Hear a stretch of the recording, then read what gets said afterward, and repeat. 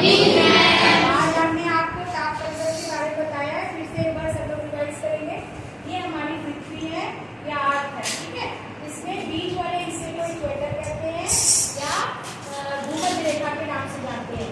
ये dotted line जो दिख रही है आपकी 23.5 डिग्री की डॉटेड लाइन को कर्क रेखा के नाम से जानते हैं नॉर्थ, और 23.5 डिग्री साउथ की मकर रेखा कहते हैं इसको, या इसे ट्रॉपिक ऑफ कैप्रिकॉर्न कहते हैं। ये दोनों आयन रेखाएं हैं। और ये जो अक्षांश लिखी हुई है इसके बारे में अभी हम लोग देखेंगे। तो जो भी हमें ताप प्राप्त होता है, आज हम ताप परिवहन के बारे में जानेंगे। ताप हमें कहाँ से प्राप्त होता है? सूर्य से। कहाँ से प्राप्त होता है? सूर्य से। आपने देखा किसी दिन हमें बहुत गर्मी लगती है, किसी दिन हमें बहुत ठंडी लगती है, तो सूर्य का ताप हमारे तक जैसे पहुंचता है उसी हिसाब से हमें यहाँ ताप हमेशा साल भर बना रहता है। कुछ हिस्से में हमेशा वैसा जोड़ ही बन जाता है, इसीलिए उसको ताप कटिबंध कहते हैं। कटिबंध में होता है पेटी, बेल्ट, ठीक है। यहाँ पर पृथ्वी के चारों ओर वायुमंडल होता है। वायुमंडल में बहुत तरह की गैसें होती हैं, जैसे O2 oxygen, CO2 carbon dioxide, nitrogen, neon, proton. ऐसे जो भारी गैसें होती हैं जैसे ऑक्सीजन, वो पृथ्वी के पास पाई जाती हैं। जो हल्की होती है वो दूर पाई जाती है।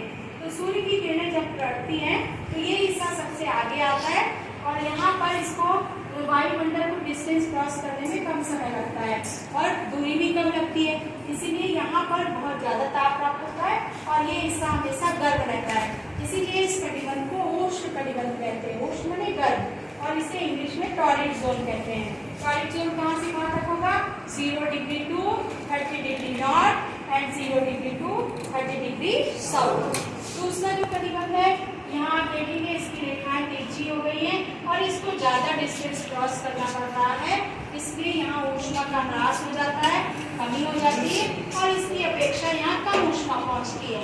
इसीलिए यहाँ शीत और उष्ण दोनों होते हैं, इसलिए इस हिस्से को शीतोष्ण कटिबंध कहते हैं।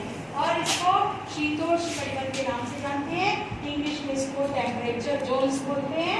ये है आपका 30 डिग्री साउथ से 60 डिग्री साउथ। इधर भी नॉर्दर्न हेमिस्फीयर में भी 30 degree north to 60 degree south. इसको कहते हैं शीतोष्ण कटिबंध। क्या कहते हैं इसको?